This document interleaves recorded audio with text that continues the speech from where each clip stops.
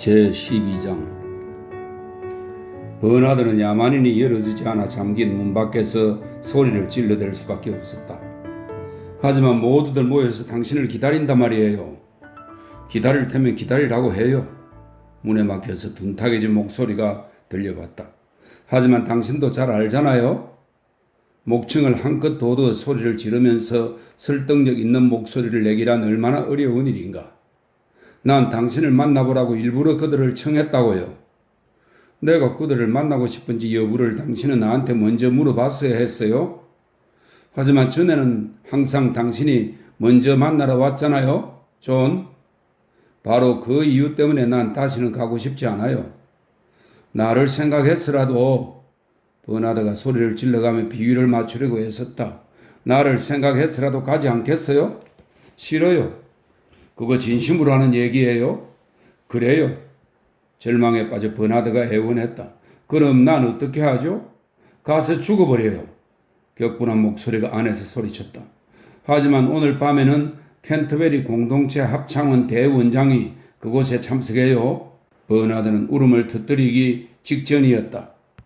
주니어, 이게 설명이 있습니다. 이것은 땅바닥에 침을 뱉는다는 경멸의 뜻이 담겨 있는데 그것을 주니어라고 말한다는 견해가 있습니다. 야만인의 합창원 대원장에 대해서 그가 느끼는 바를 제대로 표현할 수 있는 길은 주니어를 통해서 뿐이었다. 그래, 그는 마치 뒤늦게 생각이라도 나듯 비웃음과 광포함을 너무나 노골적으로 드러내며 덧붙여 말했다. 어련하겠느냐? 그리고 포페라면 당연히 그랬을 것처럼 땅바닥에다 침을 뱉었다. 결국 버나드는 잔뜩 위축되어 마지못해 그의 방으로 되돌아가서 초조해하는 사람들에게 오늘 저녁 모임에는 야만인이 참석하지 않으리라는 말을 전했다. 이런 통보를 받고 사람들은 격분했다. 남자들은 평판이 좋지 않고 이단적인 견해를 제멋대로 피려가는 하찮은 인간에게 속아서 지금까지 자신들이 겸손하게 행동했다는 데 대해 화가 났다. 지위가 높으면 높을수록 불만은 그만큼 더 심했다. 나한테 이런 장난을 치라니. 합창원 대원장이 여러 차례 되풀이해서 말했다. 감히 나한테 말이야? 한편 여자들은 그가 태아였을 때 병 속에 실수로 알코올이 들어갔다고 알려진 초라하고 짝닮아간 남자에게 감마 마이너스 체격의 남자에게 속아서 몸을 주었다는 생각에 분하고 억울해서 화를 냈다.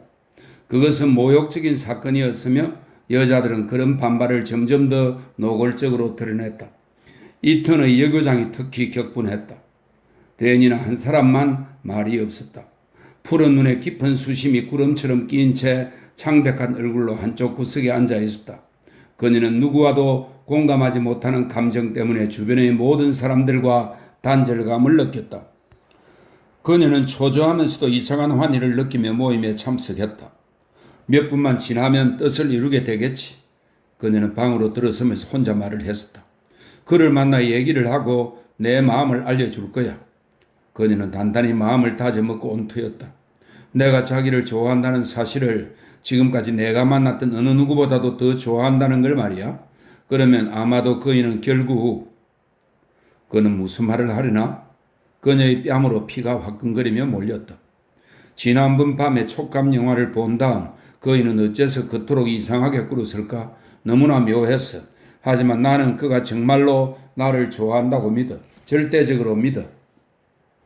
바로 그 순간에 버나드가 야만인의 모임에 참석하지 않는다고 발표했다. 레니나는 격렬한 열정 대치 처리요법이 시작될 때 일반적으로 느끼는 모든 감각을 무서운 공허감과 숨막히는 불안감과 구토증을 갑자기 느꼈다. 그녀는 심장의 고동이 멈추는 것 같았다. 아마도 그이가 나를 좋아하지 않기 때문인지도 몰라. 그녀는 혼자 말을 했다. 그녀를 싫어하기 때문에 존이 참석을 거부했으리라는 가능성은 어느새 확고부동한 기정사실이 되었다. 그는 그녀를 좋아하지 않는다. 정말로 그건 좀 심했어요. 이튿의 여교장이 화장인 회수 공장의 이사장에게 말했다. 내가 정말로 그랬다는 걸 생각하면 참 한심해요. 그래요. 페니 크라운의 목소리가 들려왔다. 알코올에 관한 소문은 틀림없는 사실이에요. 내가 아는 어떤 사람은 그때 당시에 태아 제장고에서 근무했던 사람과 잘 아는 사이예요.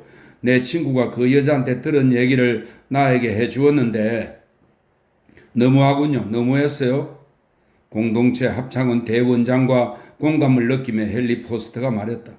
이런 사실을 알면 혹시 대원장님께서 관심을 가지실지 모르겠습니다만 우리 전 국장님은 그를 아이슬란드로 전출시키려던 참이었어요. 팽팽한 풍선 같았던 버나드의 자신감 한마디 한마디의 말에 찔려 수많은 상처를 통해 바람이 빠졌다. 마음이 산란하고 불안하고 주눅이던 그는 창백한 얼굴로 두서없이 어물어물 변명을 늘어놓으며 손님들 사이를 돌아다녔다. 그리고 다음 모임에는 틀림없이 야만인이 참석할 거라고 다짐하면서 사람들 들어 자리에 앉아 카로텐 샌드위치와 얇게 썬 비타민 A 파이 조각과 대용 샴페인 한 잔을 들라고 권했다.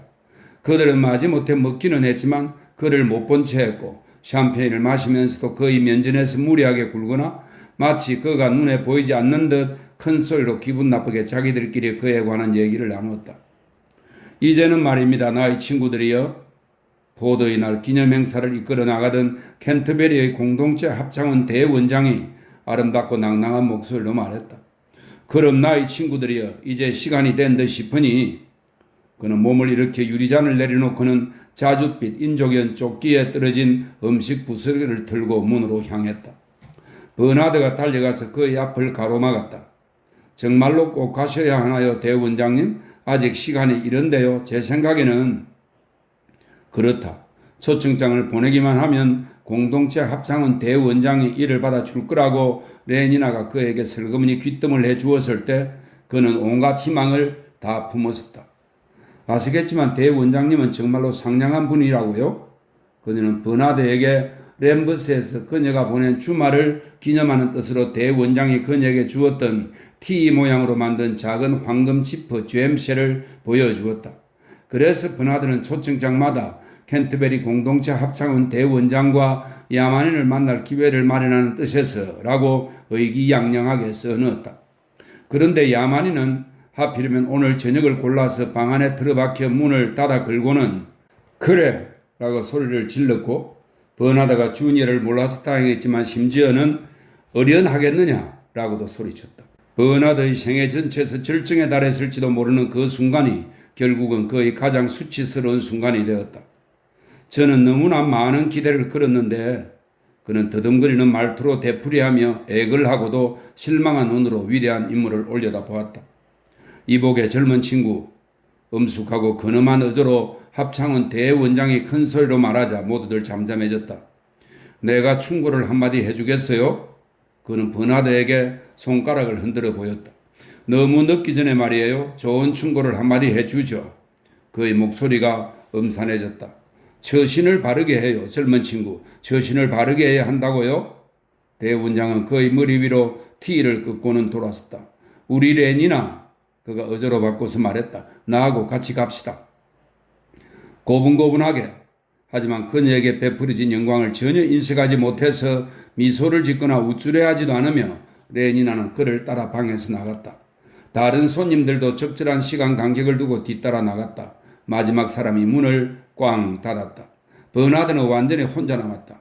구멍이 뚫려 완전히 바람이 빠져버린 그는 의자에 털썩 주저앉아 두 손으로 얼굴을 가리고 흐느껴 울기 시작했다. 하지만 몇 분 후에 그는 생각을 고쳐먹고 소마 네아를 먹었다. 위층 그의 방에서 야만인은 로미오와 줄리엣을 읽고 있었다. 레니나와 합창원 대원장은 램버스 궁전의 옥상에서 내렸다. 어서 서둘러요 우리 젊은 아가씨. 성당기 입구에서 대원장이 초조하게 소리쳤다. 달을 구경하느라 잠깐 우물쭈물하던 레니나가 눈을 떨구고는 옥상을 가로질러 그에게로 달려갔다. 무스타파 몬드가 방금 다 읽은 논문의 제목은 새로운 생물학 이론이었다. 그는 깊은 생각에 잠겨 얼굴을 찡그리고 얼마 동안 앉아있다가 펜을 집어 속 표지에다 갈겼었다. 저자가 목적성 개념을 다루는 수학적인 방법은 아주 우수하고 새롭지만 이단적인 면이 보이기 때문에 현재의 사회 체제에서는 위험한 반발의 잠재력을 지닌다. 출판 불가. 그는 출판을 금지한다는 마지막 말에다 밑줄을 그었다. 저자는 감시의 대상이어야 한다. 그를 세인트 헬레나의 해양생물연구소로 전출시킬 필요가 있을지도 모름. 불쌍하구먼. 그는 서명을 하면서 생각했다. 그것은 사실 걸작이라고 해야 마땅할 작품이었다. 하지만 일단 목적성에 제대로 입각해서 설명을 받아들이기 시작하면 그렇다. 그러면 결과가 어떻게 될지는 알 길이 없었다. 그런 종류의 관념은 상류 계급들 사이에서 보다 불안정한 이성을 가진 사람들을 대상으로 실시했던 길들이기 훈련을 쉽게 제거해버릴지도 모른다. 그리고 그들로 하여금 지상의 선으로서의 행복에 대해서 그들이 지녔던 신념을 상실하게 하고 대신에 목적이란 현재의 인간 세계를 벗어난 어디엔가 존재하며 인생의 목적이란 복지 생활을 유지하는 것이 아니라 의식을 강화하고 정제시키는 무엇, 지식을 확대시키는 무엇이라고 믿게 만들지도 모를 일이었다. 그것은 어쩌면 옳은 얘기일지도 모르겠다고 통제관은 생각했다. 하지만 현재의 상황에서는 받아들일 수가 없는 사상이었다. 그는 다시 펜을 집어서 출판 불가라는 단어 밑에다 처음보다 훨씬 굵고 시커멓게 두 번째 밑줄을 그었다. 그리고 한숨을 지으며 인간이 만일 행복에 관해서 생각할 필요가 없다면 인생이 얼마나 재미있을까라고 생각했다. 눈을 감은 채 황홀경에 빠져 환히 빛나는 얼굴로 조는 허공에다 대고 나지막이 낭송했다. 오, 그녀는 횃불들어 환하게 타오르라고 가르치는구나.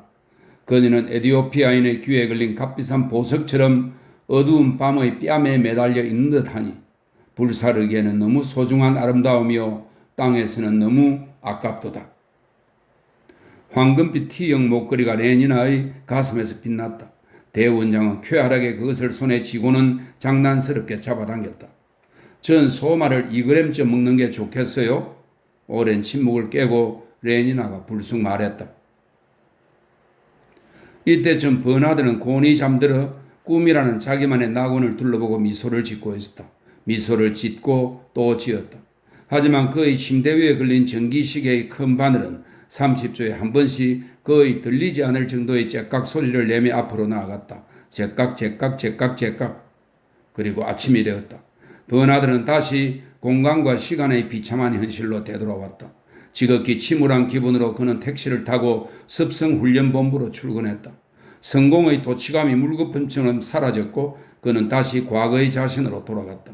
지난 몇 주일 동안 일시적으로 부풀었던 풍성과는 대조적으로 과거의 자아는 어느 때보다 무거운 주변의 분위기 속에 가라앉았다. 이렇듯 맥이 풀린 버나드에게 야만인은 예기치 않았던 동정적인 반응을 보였다. 당신은 말파이스에서의 모습과 훨씬 가까워졌어요. 버나드의 처량한 얘기를 듣고 그가 말했다. 우리가 처음 같이 얘기를 나눴던 때를 기억하나요? 작은 집 바뀌었어요. 당신은 그때의 모습을 되찾았어요. 그건 내가 다시 불행해졌기 때문이에요. 글쎄요. 난 이곳에서 당신이 누리는 그런 거짓된 가짜 행복을 느끼기보다는 차라리 불행해지고 싶은데요. 난 그런 행복이 좋아요. 버나드가 씁쓸하게 말했다. 모든 기쁨의 원인이 당신이었을 때라면 말입니다. 내가 말이나 모임에 참석하지 않겠다고 거절해서 모든 사람이 나를 적으로 삼게 만들다니. 그는 자신이 하는 말이 어처구니 없고 부당하다는 사실을 알고 있었다. 그토록 하찮은 실수를 저질렀다고 해서 적으로 돌변해 사람을 괴롭히려는 못된 친구들에 관해서 방금 야만인이 한 모든 얘기의 진실성을 속마음으로 받아들였고 나중에는 공공연히 그렇게 시인하기까지 했다. 하지만 이런 사실을 시인하면서도 친구의 동정과 공감이 이제는 그에게 남은 유일한 위안이라는 것을 알면서도 버나드는 야만인에 대한 순수한 애정과 함께 은밀한 불만을 뒤틀린 마음속에 계속 품고 있었다. 그래서 그에게 약간의 분풀이를 하려고 여러 작전을 곰곰이 궁리해 보았다. 합창원 대원장에게 불만을 품어봤자 아무 소용이 없었고 유리병 처리실 실장이나 기능설정 보조원에게 복수를 할 가능성 또한 없었다. 버나드는 야만인이라면 희생자로 삼기에 다른 사람들보다 무척 만만해 보였고 다루기가 아주 쉬운 대상이라는 생각이 들었다. 친구가 지닌 한 가지 중요한 기능이란 적들에게 가하고 싶기는 하지만 그렇게 하기가 어려운 보복들을 보다 온건하고 상징적인 형태로 기꺼이 감수한다는 것이다. 버나드가 희생자로 삼을 만한 또 다른 친구는 헬름 홀츠였다. 그가 한창 인기를 누릴 때는 간직할 가치조차 없다고 생각했던 우정을 다시 한번 요청했을 때 헬름 홀츠는 기꺼이 좌절에 빠진 그를 찾아왔다. 헬르몰츠는 마치 그들 사이에 마찰이 있었다는 사실을 완전히 망각한 듯 불평이나 비판조차 없이 그에게 우정을 그냥 베풀어 주었다. 버나드는 그런 너그러움 앞에서 감동과 동시에 부끄러움을 느꼈다. 더욱이 그것이 소마에 의존한 것이 아니라 온전히 헬르몰츠의 인간성에서 우러난 너그러움이었기 때문에 그만큼 더 놀랍고 굴욕적인 수치심까지 느꼈다. 잊어버리고 용서하는 너그러움을 베풀기 위해 헬르몰츠는 반그램의 소마를 취할 필요가 없었다. 헬르몰츠에게는 그것이 그냥 몸에 밴 일상적인 태도였다. 버나드는 친구를 되찾게 되어서 크나큰 위안을 얻었으므로 마땅히 고마워했고 또한 화가 나기도 했다. 그의 너그러움에 대해서 헬르몰츠에게 보복하는 것은 기쁜 일이 될 것이다. 사이가 멀어진 후에 처음으로 만난 자리에서 버나드는 비참해진 그의 삶에 관한 얘기를 잔뜩 늘어놓은 뒤 위안을 받았다. 찜찜한 부끄러움을 느끼게 만드는 일이었지만 며칠이 지난 다음에야 그는 공경에 처했던 게 자기 혼자만이 아니었다는 사실을 깨닫게 되었다. 헬르몰츠 역시 당국과 마찰을 겪었다고 했다. 어떤 글 때문에 생긴 일이었죠. 그가 설명했다. 난 3학년 학생들에게 고등감정공학 시간에 평범한 내용의 강의를 했어요.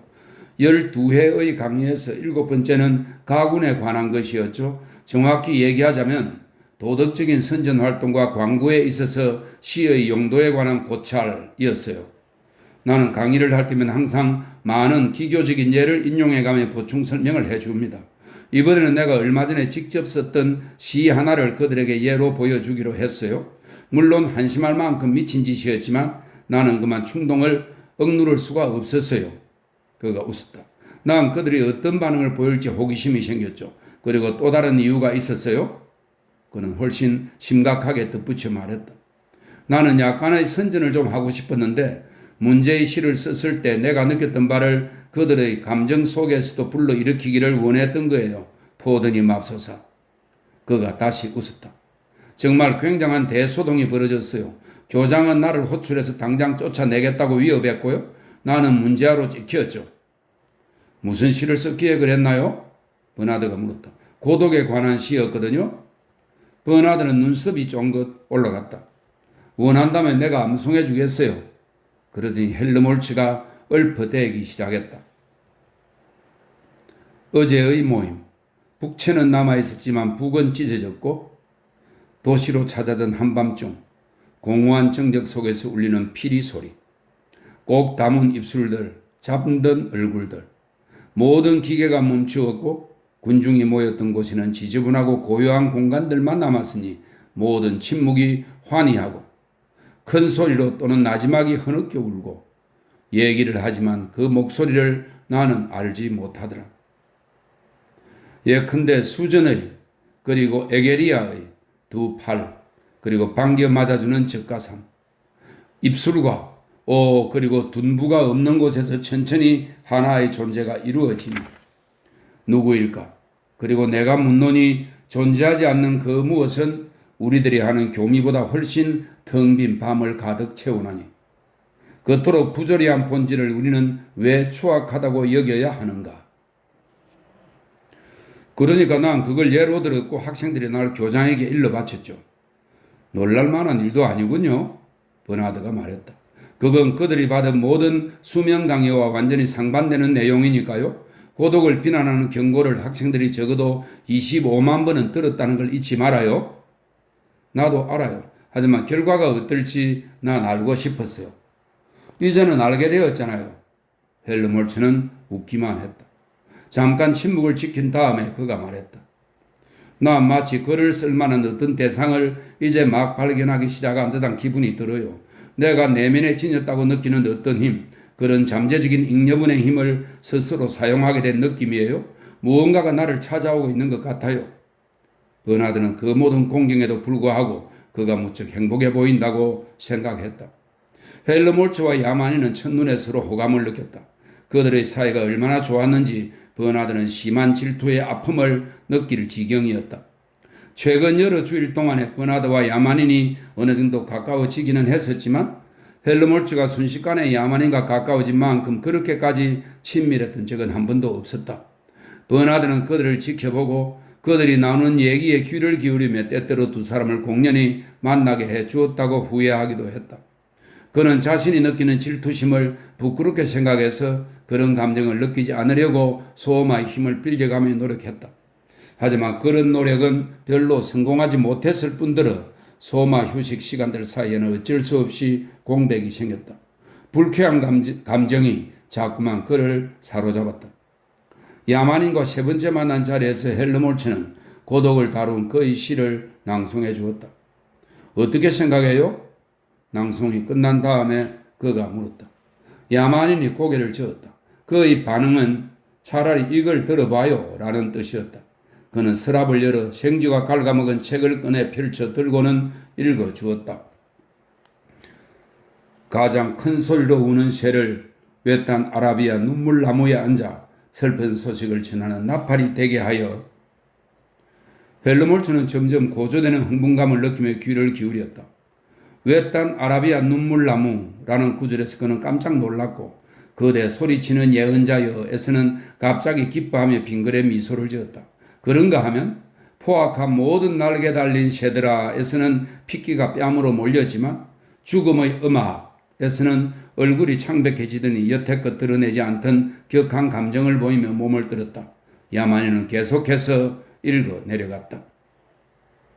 이렇듯 속성이 뒤흔들리니 자아는 같지 아니하고 하나의 본성의 명칭만 둘이었으니 둘로도 하나로도 분리지 못하니라. 이성 자체가 혼란에 빠졌으니 분열이 함께 자라는 것을 보고 흥겹고도 흥겹구나. 낭독을 가로막으려고 버나드가 불쾌하고 커다란 소리로 웃으며 말했다. 꼭 친목 창가 같네요. 그는 자기를 좋아하는 것보다 훨씬 더 서로를 좋아하는 두 친구에게 복수를 하려는 생각이었다. 그 후 두세 차례 다시 만나는 과정에서 그는 이런 하찮은 보복 행위를 자주 반복했다. 헬르몰츠와 야만인이 각별히 좋아하는 보석 같은 시를 그가 훼손시키거나 욕되게 하면 두 사람이 모두 심한 고통을 받았기 때문에 보복은 지극히 효과적이고도 간단한 방법으로 이루어졌다. 결국 헬르몰츠는 또다시 그런 식으로 방해를 했다가는 버나드를 방에서 쫓아내겠다고 겁을 주었다. 그러나 다음 만남에서 가장 굴욕적인 방해는 이상하게도 헬르몰츠 자신이 저지르고 말았다. 야만인은 로미오와 줄리엣을 큰 소리로 읽는 중이었는데 항상 자신이 로미오이며 레니나는 줄리엣이라고 생각했기 때문에 강렬하고도 떨리는 격정에 휩싸인 상태에서 읽어 내려갔다. 헬르몰츠는 두 연인이 처음 만나는 장면의 대사를 어리둥절하면서도 흥미있게 들었다. 정원에서 벌어지는 장면은 시적인 감흥이 그를 기쁘게 해 주었지만 거기에 묘사된 감정은 웃음이 절로 나오게 만들었다.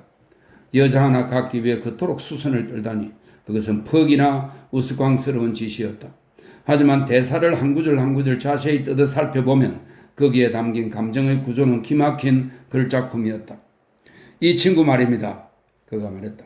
그만하면 이곳의 최고 선정 기술자들이 완전히 무색해질 지경이군요. 야만인이 의기양양하게 미소를 짓고는 계속해서 읽어 내려갔다. 모든 일이 그런대로 무수하게 넘어갔지만 산막의 마지막 장에서 카플렛과 그의 아내가 줄리엣을 강제로 페리스와 결혼시키려고 못살게 굴기 시작하면서 사정이 달라졌다. 헬르몰츠는 이 대목이 진행되는 동안 줄곧 초조해했다. 야만인이 애처롭게 줄리엣의 대사를 읊었다. 내 가슴 속의 슬픔을 꿰뚫어보는 자비로운 마음이 저 구름 속에 없나요? 오 사랑하는 어머니시여 저를 버리지 마옵시고 이 결혼을 한 달, 한 주일만 미루시거나 그렇지 못하시겠으면 디볼트가 누워있는 저 컴컴한 무덤 속에 신방을 차려 주소서. 줄리엣의 이 대사가 나오자 헬르몰츠는 걷잡을 수 없는 폭소를 터뜨렸다. 괴이하고도 음탕한 존재들인 어머니와 아버지가 딸들을 그녀가 원하지도 않는 어떤 사람을 가지라고 강요하다니. 그리고 멍청한 젊은 여자는 어쨌든 한순간이나마 좋아하는 사람이 따로 있다는 사실을 얘기도 하지 않다니. 그렇지 않아도 어처구니 없는 음담 폐설 같기만 하더니 이쯤 되자 견딜 수 없을 정도로 웃겼다. 그는 터져 나오려는 웃음을 참느라 무척 애를 썼다. 하지만 고뇌에 차서 떨리는 야만인의 목소리로 사랑하는 어머니라는 말이 나오고 티볼트가 죽어서도 화장을 하지 않아 큼큼한 무덤 속에서 인을 낭비한다는 내용을 듣고는 더 이상 견딜 재간이 없었다. 그는 웃고 또 웃었으며 결국 얼굴로 눈물이 줄줄 흘러내렸다. 그가 걷잡을 수 없이 마구 웃어대는 동안 격분한 나머지 얼굴이 새파랗게 질린 야만인이 책 너머로 그를 쳐다보았다. 아직도 웃음이 계속되자 그는 화가 나서 책을 덮고는 몸을 일으키더니 대지 앞에 놓인 진주를 치우는 듯한 동작으로 책을 서랍 속에 넣고 잠가버렸다. 그렇기는 해도 말이죠. 헬무트가 사과할 여유가 생길 만큼 겨우 숨을 돌리고 나서 설명을 들어달라고 야만인을 달랜 다음에 말했다. 이쯤에서는 그런 우스꽝스럽고 미치광이 같은 상황이 필요하다는 건 나도 이해를 하겠는데 하기야 그보다 더 잘 써낼 수도 없는 노릇이겠죠? 그 늙은 친구는 왜 그토록 뛰어난 선정 기술자가 되었을까요? 그건 그를 흥분시킬 만큼 한심하고 괴로운 일이 너무나 많았기 때문이에요. 사람이란 상처를 받거나 좌절하지 않고는 정말로 훌륭하고 X선처럼 통찰력이 깊은 표현들을 생각해낼 수가 없어요. 하지만 아버지와 어머니라니. 그는 고개를 저었다. 당신은 아버지와 어머니 얘기가 나오는데도 내가 진지한 표정을 지은 채 버티리라고 기대해서는 안 되죠. 그리고 한 남자가 어떤 여자를 갖느냐 못 갖느냐 하는 걸 가지고 누가 그런 식으로 흥분을 하겠어요. 야만인은 기가 죽었지만 깊은 생각에 잠긴 듯 물끄러미 마룻바닥만 쳐다보던 헬머홀츠는 아무것도 눈치채지 못했다. 그건 말도 안 됩니다. 한숨을 지으며 그가 결론을 내렸다. 그런 식으로는 안 되죠. 우리는 훨씬 광적이고 폭력적인 어떤 요소가 필요합니다. 하지만 그것이 무엇일까요? 그게 무엇이죠? 우린 그것을 어디에서 발견할 수가 있을까요? 그는 잠깐 침묵을 지키더니 고개를 저으며 다시 입을 열었다. 난 모르겠어요. 모르겠다고요.